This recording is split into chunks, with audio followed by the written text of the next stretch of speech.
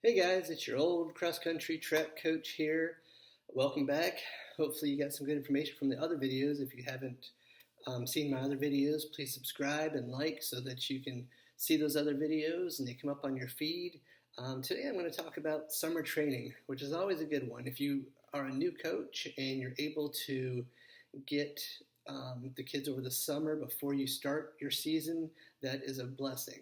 The summer is one of the most important parts of cross country, builds the base of the kids, gets them strong so that when you hit the season and you're able to start, I know our season starts in August, so if you get a good 2 months before that to build up their mileage, then you are ahead of the game. If you start day one, then you are behind the game. While all these other athletes are getting their mileage in, your students, athletes are starting a little bit behind. So the summer is a very important part. Let me share with you what I did over the summer. So I hope it helps you as a new coach or maybe even as a seasoned coach know some more information about what's going on. So the first information you need is to set up your plan. What do you want to do over the summer? Later on I'll do some training videos as well to kind of go over some of the training we did over the summer, but it wasn't really a grand scheme of things. It was more of simple running. Get the mileage up. You're building slowly that mileage up, and I'll go over how you do that. And you do some hills over the summer to give them strength. Look for a 90-second hill that you can run up and jog down. Have them doing hills. If you live by mountains, have them run up a mountain. Lots of things like that that could help them. We didn't really do any speed. We would meet maybe 4 to 5 times a week over the summer and stretch, do our drills. Drills are very important. Stretching is very important. And then go for a run. Get our distance in. Different speeds varying from there. Sometimes we would meet twice a day. I really wanted to make sure my kids got their mileage in, so what we would do is we would meet twice a day, because some kids could come in the morning, some kids couldn't come in the evening. Other times, we had some kids that ran in the morning and in the evening with me, so those kids were getting extra miles, so their bank, which I always compare running to a bank, and so you're putting into your savings all summer long, building those miles up. And then you're going to take out from the bank, hopefully towards the mid to the end of your season with all these miles you're putting in. Nowadays, like I said, I'm the old coach, so we didn't have Strava and these other apps that could track you, so I had to make sure the kids were doing the miles and things like that. So nowadays you have Strava and other apps that the student can tell you, I ran 5 miles today, and you can pull it up and see their pace and everything that you need to know. So there's different ways, but it was nice to have a group for the students to run with so that they had someone that they were accountable with and just, the camaraderie of it. I'm also going to give you some good fundraisers that we did over the summer that were awesome. I really love them. It was a great way to make money for our team since, our team didn't get a lot of money for T-shirts, uniforms, races, things like that, so we had to pay for a lot of that. So what we did was, one of the big ones was a cross-country camp. I did my own cross-country camp.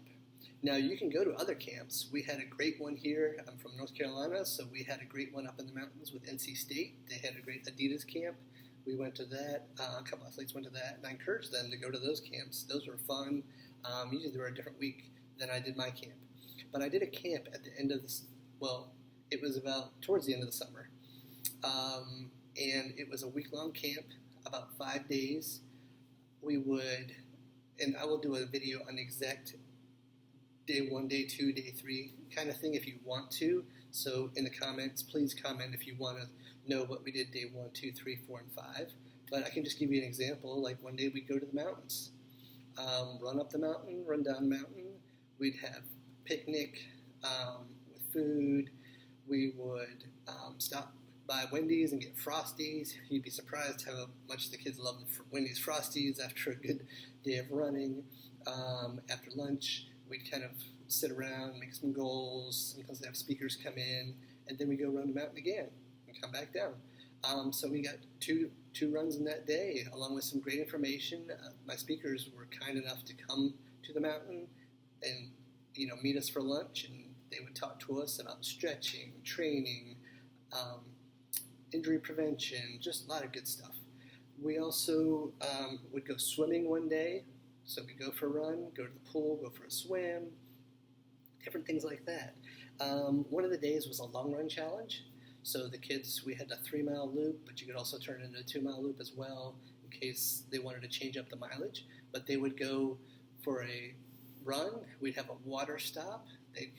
It's kind of like an endurance 100-mile run kind of thing, except for we didn't do 100 miles. It was more like maybe 8, 12. Some kids got to 15. I think the most any kid ever did was maybe 18 miles or something like that.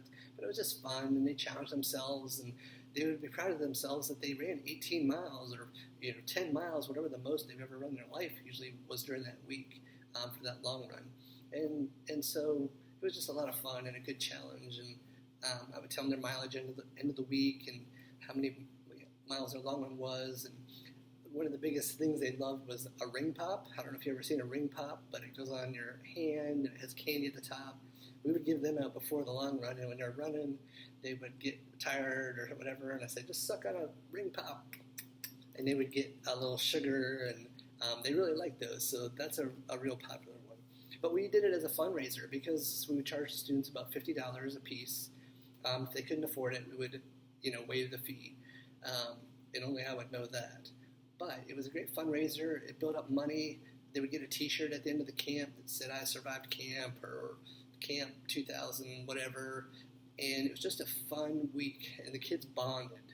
They were together for about 7 or 8 hours a day as a team, and most about 90% of the team came. So it made a great bonding experience and just a lot of fun. So that was a great week of team bonding, money for our team, and just a lot of fun. I remember great memories of us, someone's going to get lost every now and then, so we found, we'd track them down and find them, or just a lot of great experiences and fun with that. We'd also take a trip one of the days to a shoe store, and we would get fitted for shoes. Some would buy, some wouldn't, but they'd at least learn about the shoes, what's the best spike, what's a racing flat, just information like that. So it was a lot of good information during camp, a lot of meeting your friends, getting closer, a lot of water, Gatorade, learning about hydration, just great information, but also a great fundraiser for you as well.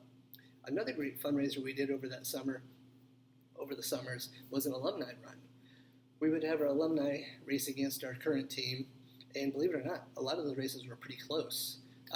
Because the alumni, some of them had just graduated, and some of our older alumni were really fast, so it was always a close race. So it was a lot of fun. I'd give out prizes. We always have extra t-shirts at the end of the year, so we'd give out prizes, have some medals to give out to the top master or the top alumni, and then to the top person on the team, and just different awards that made it fun. And we give out door prizes that people had donated, and it was just a lot of fun. So those are 2 really good fundraisers you can do over the summer to make some money for your team if you need some money for your team, along with some team bonding, great running, building up that endurance over the summer, going to the mountains, get some hills. I'm lucky enough to be about an hour away from mountains and hills and things like that. So it was nice.